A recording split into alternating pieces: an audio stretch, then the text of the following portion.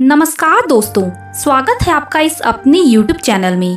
दोस्तों, श्यामाचरण लाहिड़ी ये एक ऐसा नाम है जो भारत के साधु संतों में रुचि रखने वाला शायद ही कोई व्यक्ति होगा जो इस नाम से अनजान होगा।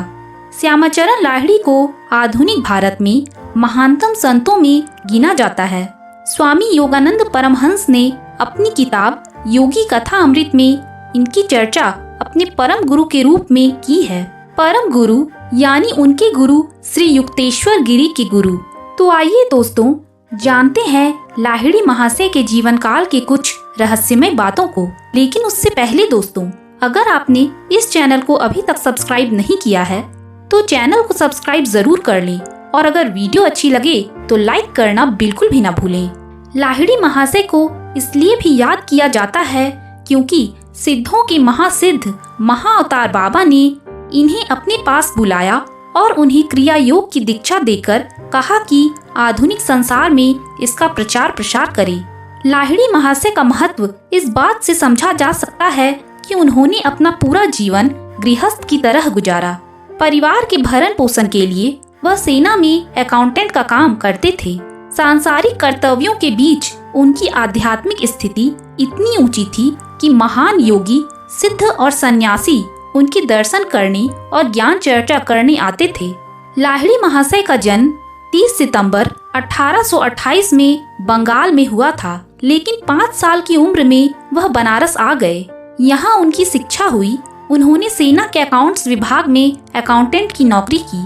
उनका विवाह भी हुआ। 2 बेटे और 3 बेटियां उनके परिवार में थे।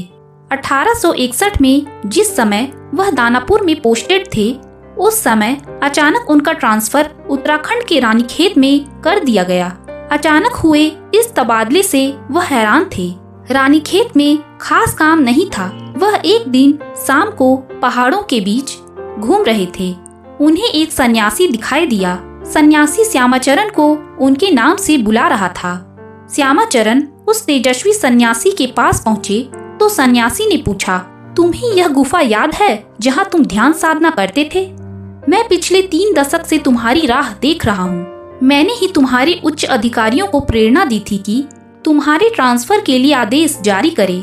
लाहिड़ी महाशय कुछ समझ नहीं पाए। सन्यासी ने उनके सीने को स्पर्श किया तो अचानक उनकी आंखों में पुनर्जन्म की सारी यादें कौंध गई। उन्हें याद आया कि वह सन्यासी अमर योगी महाअवतार बाबा हैं, जिनकी देखरेख में वह अनंत की साधना करते थे। महाअवतार बाबा से लाहिड़ी बोले, श्री गुरु बाबा जी, मुझे सब याद आ गया है। इसके बाद महाअवतार बाबा ने लाहिड़ी महाशय को क्रिया योग की दीक्षा दी। क्रिया योग की साधना का एक टेक्निक है जिसका पालन करके योगी चेतना की उच्चतर अवस्था को प्राप्त करते हैं। महाअवतार बाबा ने लाहिड़ी महाशय से कहा कि वह सुपात्रों को इस विद्या की जानकारी दें। इच्छा न होते हुए भी गुरु आज्ञा मानकर श्यामाचरण लाहिड़ी अपने ऑफिस लौटे। वहाँ पता चला कि उनका ट्रांसफर भूलवश हो गया। उन्हें वापस दानापुर लौटना है। इसके बाद श्यामाचरण लाहिड़ी संसार और आध्यात्म दोनों में संतुलन बनाते हुए जीवन में आगे बढ़ने लगे। उनके शिष्यों में माली, पोस्टमैन से लेकर राजा महाराजा तक शामिल थे। तो दोस्तों, लाहिड़ी महाशय के जीवन काल की यह अद्भुत जानकारी आपको कैसी लगी?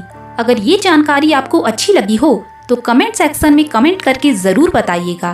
धन्यवाद।